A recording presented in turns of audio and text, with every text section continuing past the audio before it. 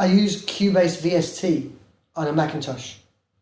And I've always used, that's the first thing I used when I was back in '92, that's the first thing I had, and I've stuck with it.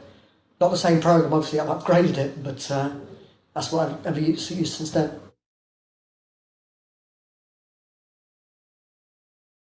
I've used Pro Tools, and the engineer who engineers for me, he uses Pro Tools sometimes for our sessions, but I found that in Cubase I can do everything I need because Cubase is a sequencer as well as sampler, as well as an audio recorder, whereas Pro Tools is simply an audio recorder. You can record 1,000 things in, and with each of those things put multiple effects on, which is great. The effects and the amount of power that Pro Tools has is amazing, but then again, if you buy all the hardware that goes with your Pro Tools, that can set you back like £10,000 or something like that. But for what I need, Cubase is fine. I can do on a computer everything so much quicker than putting it into the Akai and then having to save it onto these discs and load it up every time I turn a song on. It's much better having it on Cubase and then just having the MPC on the side. In terms of having effects, external effects, I do use some internal effects in my computer, such as some basic ones that come with the program itself. I was thinking of buying this thing called a UAD1. Don't know if you know that. Universal Audio, they did this package where you buy a DSP card and it got all these vintage effects. Like thousands of pounds of like effects, but it's software. But I prefer this. I like the combination of digital and analog. I'm recording. I've got analog keyboards. I've got mini Moogs and Wurlitzers and Rhodes, and I'm recording in strings and cello and whatnot. And vocals, and I treat that all in the analog realm, and then transfer it into the computer, and then do the editing. So I kind of mix the old and the new, and that's the kind of sound that I kind of feel that's kind of the area I want to be in. For me, tracks come from everywhere. There isn't one set rule, it starts from a sample, or it starts from a drum beat, or this or that. It could come from anywhere. It can come from a conversation, it can come from something I see on TV, from a film, from something on the bus, or from hearing some song on the radio. I think, wow, I like that pattern, or from some sample I found in a charity shop. Anything, anything could potentially give me an idea for a song. I mean, it might not even be a musical thing. I could be thinking of something and it reminds me of something else. You know what I mean? I could be sitting there and these, two girls on the bus might be talking about something, and I'm like, that just takes me back somewhere else. And I'm like, oh yeah, blah, blah. I have to write down in my notepad and go home and do it. I make music virtually every day on my laptop or what have you, just making different things up, but I don't know what they're for in the end. Maybe it's similar for you as a filmmaker, where you're doing lots of different things, but some of the projects you might be working on, you don't know exactly where they may go in the future, or you might edit something out and use it for something else, And that's the same for me. It's like I'm working all the time on things, but they're just basic ideas. They're not finished. There's no point me finishing it till I know what I'm going to do with it. Just work on the beginning of it, because I don't know if I'm going to have a vocal on it or do this or do that, or you know what I mean? So I'm just working on all these little basic ideas, and then I give Yara and James like some tracks and see if they like them. They pick some tracks, and then other people contact me and say, hey, can you send me some beats? I want to do some tracks with you, or do a remix. So the tracks I'm working on, they get farmed out to all these different places, and then I work on them. But the initial thing, there is no difference. But later on down the line, say for example, with the One Self thing, because of the three of us, Yara, James and me, they might say, well, we love this track here, but we want it, can you change this bit in it, because we want to extend the chorus or change that bit. And then it's the three of us and we're talking about it, and there's the input for like 3 people. For my own stuff, I might work with a vocalist, whatever, and then it's a conversation between me and that person. So the two projects start to change there, or you know what I mean, that same thing if it's a remix, whatever. It's me and whoever else, and the original idea may change accordingly for the vision of that particular track. But the basis, the foundation, you know, the original creation of everything is the same. I started 13 years, it's 2007, 15 years ago, just sampling big bits of music and putting drum beats underneath it, and I was like, wow, this is fantastic. I've never had so much fun. You know, I was like young and I was like, wow, it's brilliant. On my old Atari computer, you know, and it was slow and it was fantastic, and there we go. Now everything has changed in music, you know, with sampling laws, and you can't just take someone's music. I mean, I've grown and matured as a person. You know, I wouldn't want someone to take my music, so it's wrong for me just to take, you know, 2 minutes of James Brown and just say, oh, that's my track, and have someone rapping on it.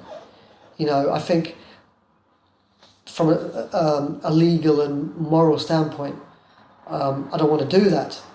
From a creative standpoint, I don't want to just loop something up and then have another producer doing exactly the same thing. And that happens a lot in hip hop, where people just take something, loop it up, and then, you know, that same rhythm, same loop could be on someone else's record, or 10 people's records. That's happened quite a lot. So I try to choose music and chop it up into very small, intricate parts, where the possibility of that is very rare. And I work with a lot of musicians, like on the new album, you know, there's live drums, live keys, live bass, live cello, violin, viola, flute, clarinet, live percussion, live choir, you know, obviously live vocalists, live everything, live spoon playing.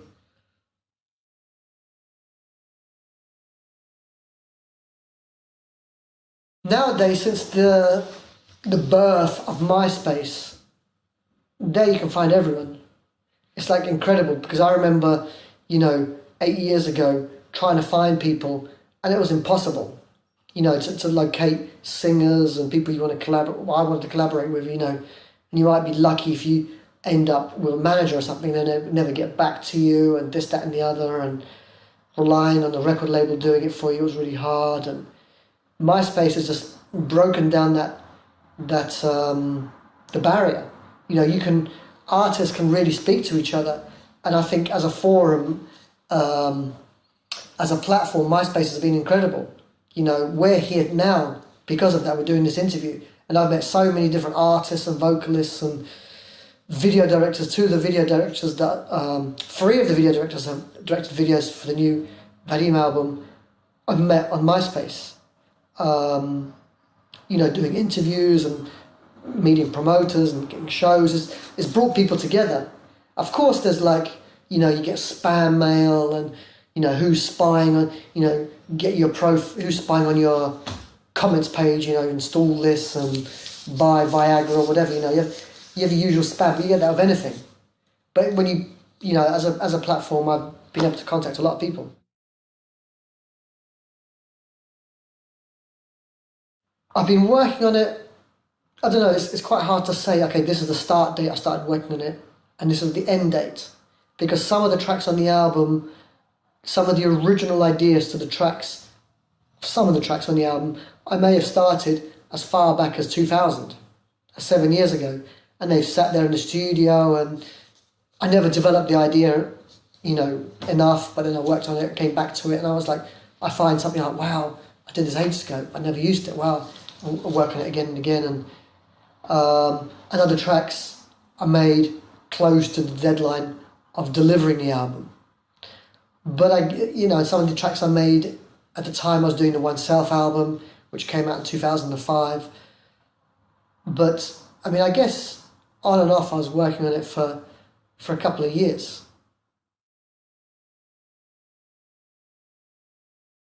It's a cycle because I get gigs. People invite me to do DJ shows or live shows because people know my music. But by doing the live shows, I promote my music that I've created and get more record sales. And the more record sales I get, the more people want to have the live shows.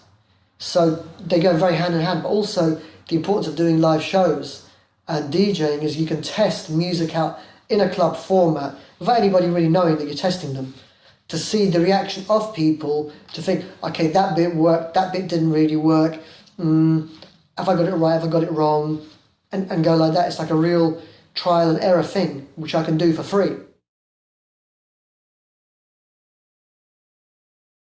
I use a program called Serato, and it's a platform that's basically means that you can use time-coded records which control the computer, and you can select tracks from the computer and play them in real time with a very minuscule latency,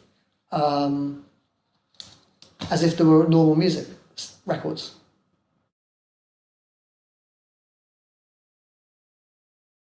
Well, it's great for if I make a track in the afternoon, I can go to a club in the evening and play a track. I don't need to cut dub plates, I don't need to play CDs. You know, I can play stuff that I made up on the bus going to the venue or wherever, you know, in the car. I can also go to the club, instead of just having one box of records which holds 80 records, and maybe the DJ before me plays everything in my box, I've got 400 gigabytes of music on my hard drive and internally in my computer. That's like translates to, I don't know, 4,000 records. That's a huge selection, you know, right across the board in my computers. In my computer, I've got, you know, from hip hop to funk to jazz to reggae to drum and bass to house to disco to electro to all the way through all those types of music, lots of selections. So whichever way the party wants to go, whichever way I want the party to go, I could take it in one of those ways or take it through a whole evening, have it like a journey. I used to be so into buying records. I used to go crazy, just like not sleeping, not eating, spending all my money buying records, going to junk shops, driving across Europe, across America to find records. You know, sitting all day in a record store and maybe only coming out with one record, and doing that night after night, day after day, going, you know, talking to people, ringing people up and this, that and the other, doing that and amassing a huge stash of vinyls. And it's just not me now. In 2007, that life is, I mean, I still like going to a record shop and buying records, but before I was an addict, I was a fanatic. And the process of collecting, stashing was bigger than actually listening, I suppose. And, you know, I've got a house, I've got a wife, I've got other interests and other, you know, calls in life more than just getting in my car and driving to Berlin to go record shopping for 2 days. It's a little bit of both. I prefer, I think there's more depth in some of the writing in some of the UK MCs than there is in American rap. I think some of the American rap, even on the independent scene, is nowhere near as thought-provoking or developed as some of the stuff in this country. I'm not saying everything there is not as good as here, but I'm just saying a general overview. I think people like Task Force, even though may have a very street, might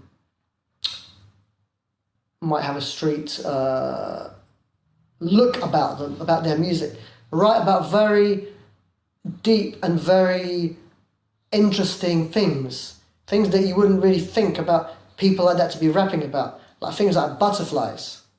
I don't know if I've ever heard American rapper ever rap about butterflies, especially rappers who are more on the kind of hardcore edge. They rap about shooting people in America, you know what I mean? So I enjoy the diversity in topics and the depth much more in the UK. I'm not saying it doesn't exist in America, but I just feel, maybe because I'm from England, that I've noticed it more here. However, I do think that music making in the hip hop genre in the UK is not as professional as it could be. Sometimes it sounds like people have mixed down their tracks on their Walkman, and it sounds really kind of PlayStation-esque. It doesn't sound like they're professional enough. If only they took their music as seriously, the actual music that they're rapping on, as seriously as they did their lyrics, then it could be fantastic.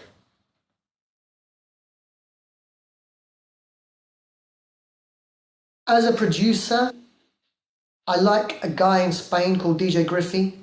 He works with a lot of groups there, Solo, amongst others. And I really think, even though anyone's going to watch this video, unless they're from Spain or Hispanic world, probably have never heard of him because his records haven't been released outside the Hispanic world.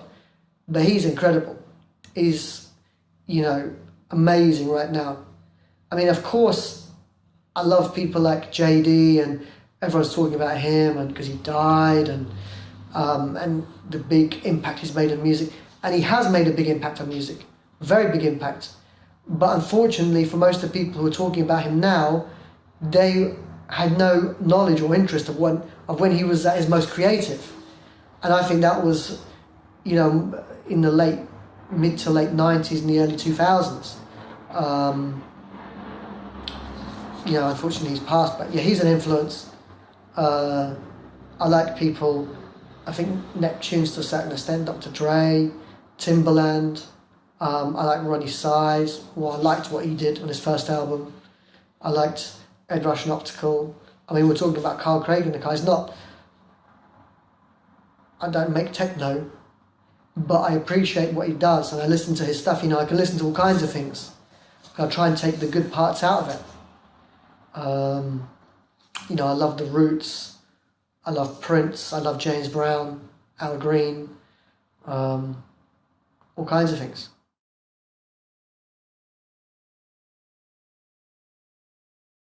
My advice for any up-and-coming musicians is set up a MySpace account and just do your own thing. I think the people in music who have had longevity and made a career out of music are people who have found their own way. You can jump on the bandwagon and do whatever's hot right now. Whether you will last doing that, I very much doubt it. The people who first started the trend, they'll move on and start another trend. All the people who followed the trend may possibly not be doing it. Like I said earlier, when I go to record shopping, I see all these, where are they now records. So I'd say for people to do their thing, try and find your niche, find your sound, find your direction. Doesn't matter if you make techno, hip hop, folk music, pop music, find your little thing. And it might take ages to find that, but really put yourself up against what you think are the best in your genre. Like when I go home and I make a track, I think to myself, is this as good as my favourite records? Is this as good as Talib Kweli? Is this as good as Mos Def? Is this as good as Public Enemy? Is this as good as all the things that I think are good? When I go into a record store, I think, wow, I've got to get that new CD from. So I think, when you make music, all the people out there making music, they've got to put themselves up against the Carl Craigs, the Timbalands, the Timberlakes, or whoever, the Madonnas or William Orbits or Will.i.ams or whoever, whatever they're doing.